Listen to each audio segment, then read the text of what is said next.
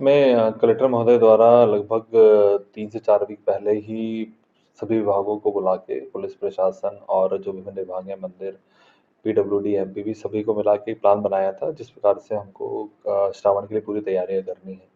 उसी के तारतम्य में सभी विभागों द्वारा कार्रवाई की गई है, तैयारी की गई है। इसमें पूरे श्रावण मास में चूँकि एक्सपेक्टेड है काफ़ी भीड़ रहेगी, काफ़ी दर्शनालुओं की संख्या रहेगी। उनको किसी प्रकार से कोई कष्ट ना हो, किसी प्रकार से इनकन्वीनियंस ना हो, उसी को देखकर ये सारी तैयारियाँ की जा रही हैं।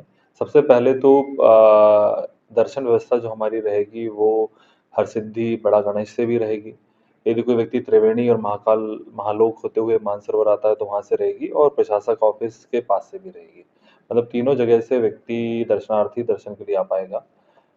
कहाँ से कैसे आना है वो पूरे शहर में बड़े-बड़े साइनेजेस बोर्ड लगाए जा रहे हैं, जिससे कि कोई भी कहीं से आता है, रेलवे स्टेशन से आ रहा है या हरिपाड़ा से आ रहा है, या किसी और रोड से आ रहा है तो उसको पता रहे कि मंदिर पहुँच मार्ग कहाँ पर है। फिर इम्पोर्टेंट हो जाता है कि उसको शूज़ कहाँ उतारना है।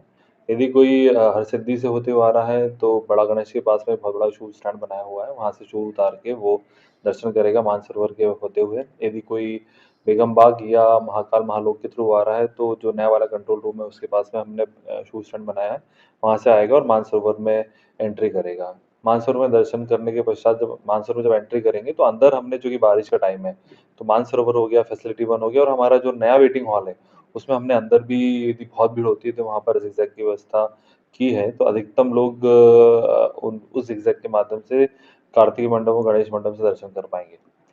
साथ ही जब आप एग्ज़िट करेंगे तो ज़रूरी हो जाता है कि आपको पता रहे आपके शूज़ कहाँ हैं, तो काफ़ी साइनेजेस वहाँ पे लगे रहेंगे। जहाँ तक प्रसादी की बात है, प्रसादी यदि कोई बड़ा गणेश की तरफ आ रहा है तो बड़े गणेश पे हमने बहुत बड़े मल्टीपल काउंटर्स बनाए हैं। सिमिलरली महाकाल महालोक में मल्टीपल काउंटर्स बनाए हैं। सिमिलरली जो भारत माता मंदिर के पास में प्रशासक ऑफिस है वहाँ पर बनाए हैं, जिससे कि लोगों को एक ही स्थान पर मल्टीपल काउंटर्स मिल जाएँ तो आसानी से अपने प्रसाद को ले पाएँ। पूरा की पूरा जो एरिया है उसमें सीसीटीवी सारी जगह पर लगे हुए हैं, 2 कंट्रोल रूम हम बना रहे हैं। एक कंट्रोल रूम सवारी के लिए भी होता है जो कि गोपाल मंदिर के पास में होता है, और एक महाकाल महालोक में जो कंट्रोल रूम है वो एलईडी की व्यवस्था रहेगी, और संपूर्ण क्षेत्र में जो सीसीटीवी लगाए जाते हैं वो लगाए जाएंगे। लोगों को किसी प्रकार से अव्यवस्था या इनकन्वीनियंस ना हो, तो लगभग 7 जगह पर बड़े बड़े हेल्प डेस्क बनाए जा रहे हैं जो हाइटेड रहेंगे। कोई भी व्यक्ति वहां पर आके किसी प्रकार की इंफॉर्मेशन, और चूँकि पूरा की पूरा पीए सिस्टम से कनेक्टेड रहेगा, तो यदि लोगों को किसी प्रकार की कोई आवश्यकता होती है तो पूरी की जाएगी।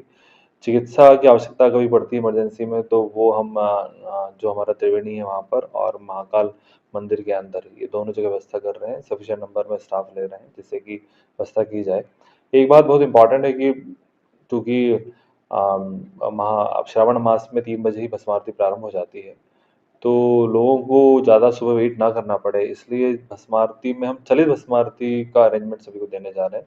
यदि लोग 3:15 बजे से आते हैं तो हम भस्म आरती के शुरू होने के 15 मिनट बाद ही जैसे लोग बैठे जाते हैं हम चलित भस्म आरती शुरू कर देंगे। मतलब दर्शन हमारे भस्म आरती के 15 मिनट बाद ही प्रारंभ हो जाएँगे, जिससे कि हम बहुत से अधिक लोगों को ही सुबह दर्शन करा पाएँ। सर भस्म आरती की बात की आपने, चलित भस्म आरती में कितनी रो रहेगी पीछे की तरफ? देखिए, चूँकि मंडे और संडे को बहुत भीड़ रहती है, इसलिए हमने जो डिसाइड किया कि उस ऊपर की तरफ कम से कम 5-6 रोज़ हम खाली रखें, और यदि ज़्यादा ज़रूरत पड़ती है तो ज़्यादा रखेंगे। बाकी दिनों में हम कम से कम 3 से 4 रोज़ खाली रखेंगे, जिससे कि एक साथ 2 रोज़ हम ऊपर से चलाते हुए लोगों को भस्म आरती के दर्शन करा पाएँ।